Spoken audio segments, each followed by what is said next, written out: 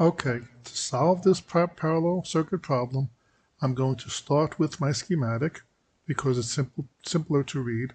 I'm going to notice that my switch is in the third position. I'm on sheet 240005, sheet 3 of 4, and my switch is connected to this resistor and this resistor. My bottom switch is connected to this resistor and also to this resistor, and everybody is connected to power. And it lets me know I'm using resistor R3, R5, R13, and R14. Bring up my diagram here, and this is how I would mount it up into my board. I would have all of my resistors connected to the second rail, my power supply coming in from my battery, coming into my second rail, down through my second rail to all of my resistors. Let me undo that. And through this wire to this rail and back out to my power supply. And the arrows help me know which resistors I'm using. All right. At this point, my meter is connected to the second rail, but it is also connected to the first rail. The first rail is not connected to anything at this point, and we'll see the reason for that in a few minutes. At this point, we want to know our values. So let me bring up my equipment list. Resistor R3 has a value of brown, black, red. R5 has a value of red, red, red. R13 has a value of brown, gray, orange. And R14 has a value of red, violet, orange. And we can use those colors to convert them into numbers. And these would be my values: 1,000, 2,200, 18,000, and 27,000. And we know from our diagram that our power source is 18 volts. Using this information, I have enough information to solve everything in this problem.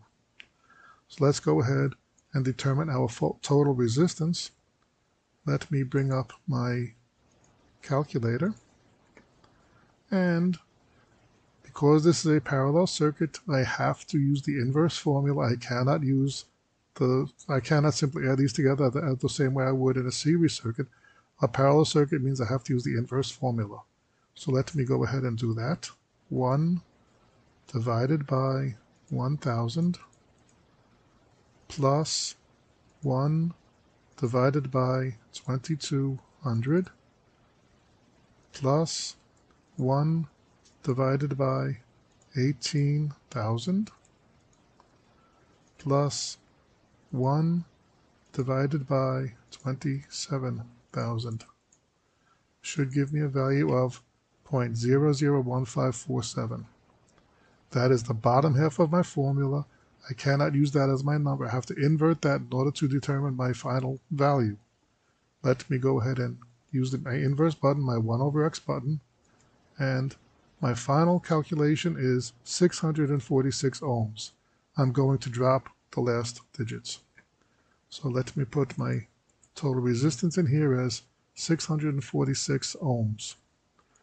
Now I know, my value is 8, my voltage is 18, my calculation values are 646.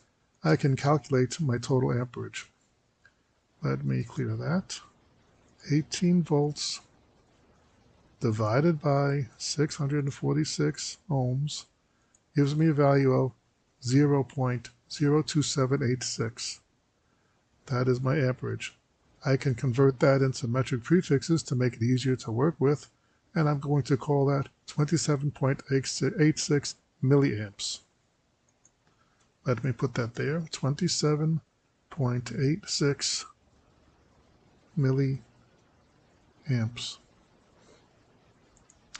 Using Kirchhoff's law of voltage, I'm going to notice that all of my resistors are connected to the same power source, so all of my resistors get the same voltage, so they all get 18 volts. Let me add that in. Everybody gets 18 volts. Now I have voltages and I have resistances. I can calculate each individual amperage. Let me go ahead and bring back my calculator. Clear that. 18 volts divided by 1000 ohms gives me a value of 0.018. I'm going to convert that into milliamps. Put in 18 milliamps. And the next one will be 18 volts divided by 2200. 18 divided by 2200 gives me a value of 0.00818. I'm going to convert that into milliamps using 8.2 milliamps. Just to round it out, make it easier to work with. The next one would be 18 divided by 18,000. 18 divided by 18,000 gives me a value of 0.001 or 1 milliamp. And the last one is 18 divided by 27,000.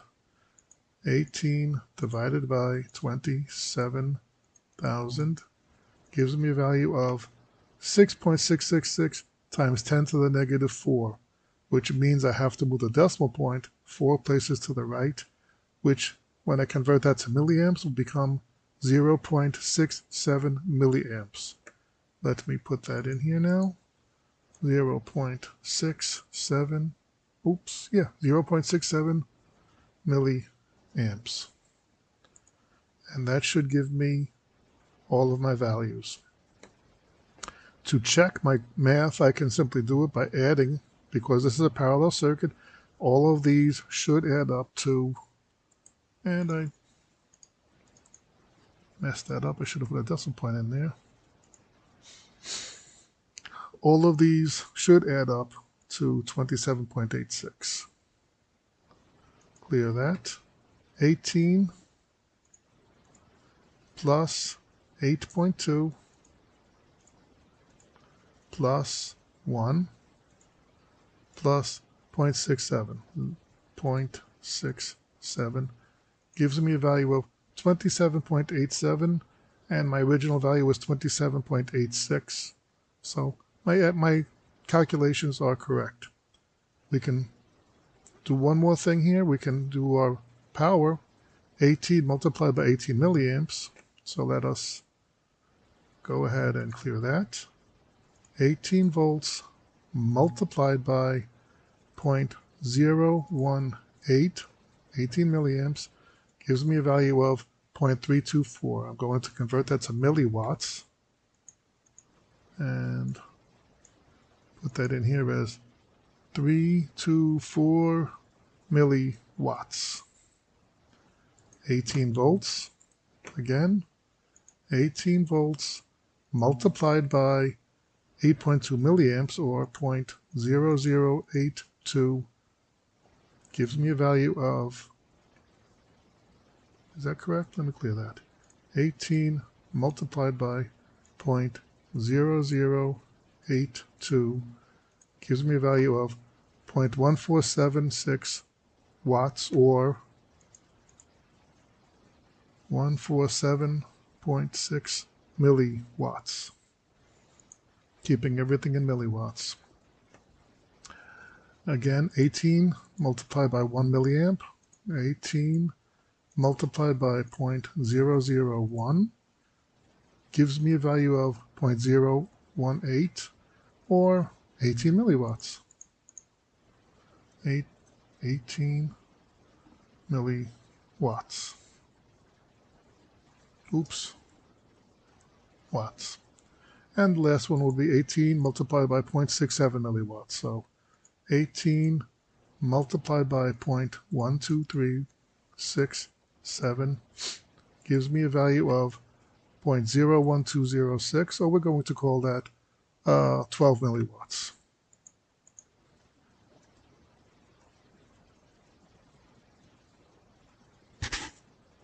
Okay, and finally the last one, 18 multiplied by 27.6. 18 multiplied by 0.02786 gives me a value of 501 milliwatts. We'll call that 501 milliwatts. 501.5 milliwatts. And again, we can check that by simply adding these up. They should add up. So let us go ahead and do that. Clear everything. 324 plus 147.6. 147.6 plus 18 plus 12 gives me a value of 501.6, and we ended up with 501.5 by multiplying these two. So that tells me my math is correct. Let me shrink that up, put this on the side. Now that we know our values, let me put this over here because I am looking for my individual amperages, and I'm going to, in order to check that, I have to put my meter in series with each individual resistor that I'm using. So I have to change the system around. I have to take my resistor, connect it to that rail. Let me get this out of the way so you might see a little bit better. Now my power is coming down through here, through the second rail, into my meter, calculated in my meter, out of my meter, into the second rail, going through that resistor. But it is also coming down this original rail through all of the other resistors. So we still have the system working. We just put the meter in series with this particular resistor. And that's how we're going to read that resistor. So let's go ahead, and that resistor should read about 18 milliamps. Oh, let's say that's 18 milliamps for resistor R3. And that is what we calculated. And we could actually put in 18. And the second resistor, R5, should read about 8.2 milliamps. But in order to do that, we have to restore this one to normal.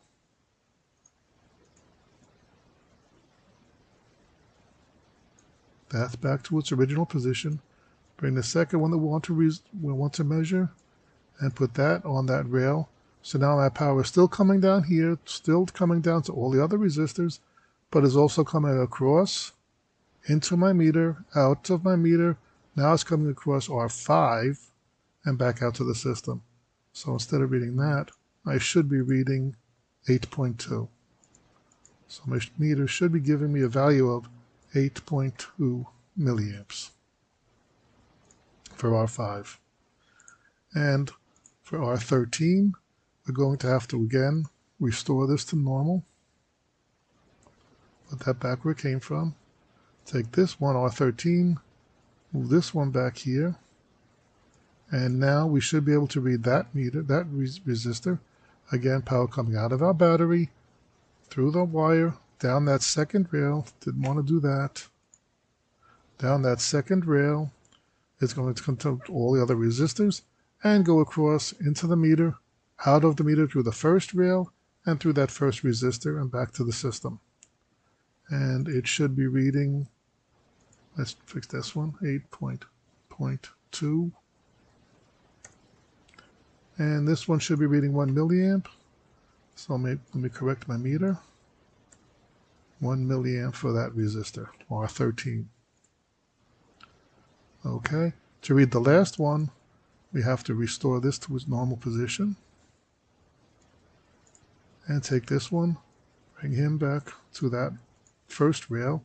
And now again, coming out of my battery, through my wire, into the second rail, through my meter, back to the first rail, through my bottom resistor, and all of the other resistors are still in the system. And that one should be reading 0.67 milliamps. So let me fix my meter. Oops. And that's what I should get. I should get 1 and 0.67. And we have to restore this back to normal.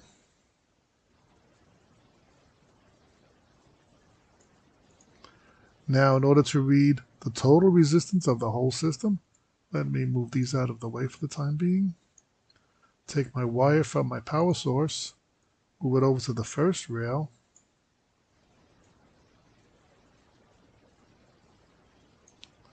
And now my power source is coming through here, down through the first rail, through this first rail, into my meter, through my black line, into my meter, do the calculations inside the meter, out of my meter, and back to the second rail here, and through the second rail through all of the resistors that are in my circuit. So we determined that it should be about 27.86.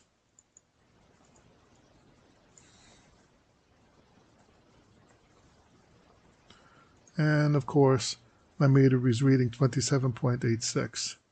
If you notice, I put a negative sign in there because at this point my meter would be connected backwards.